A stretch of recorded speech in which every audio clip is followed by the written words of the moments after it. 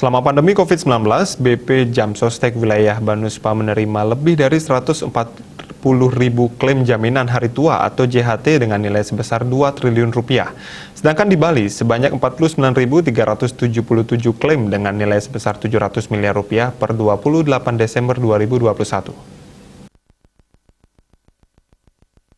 Deputi Direktur BP Jam Sostek wilayah Banuspa, Toto Soeharto, menyampaikan wilayah Banuspa mengalami peningkatan pembayaran klaim.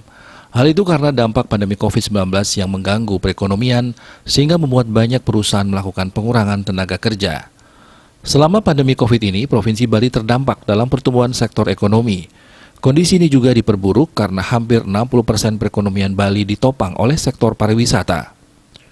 Dengan adanya PPKM, pergerakan wisatawan untuk datang ke Bali menjadi terbatas. Hal ini berimbas pada coverage BP Jam Sostek. Pada tahun 2021 di Provinsi Bali, jumlah pemberi kerja, badan usaha yang terdaftar program BP Jam Sostek berjumlah 23.947. Sedangkan tenaga kerja penerima upah aktif berjumlah 361.912 dan 86.749 tenaga kerja informal BPU yang terdaftar. Seperti diketahui, pemerintah akan mengeluarkan program baru seperti yang tertulis dalam Undang-Undang Omnibus Law Cipta Kerja, yakni Jaminan Kehilangan Pekerjaan atau JKP.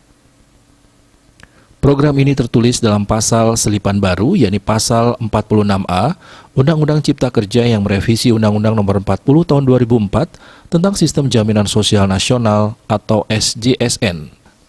Cita Maya Bali Pos melaporkan.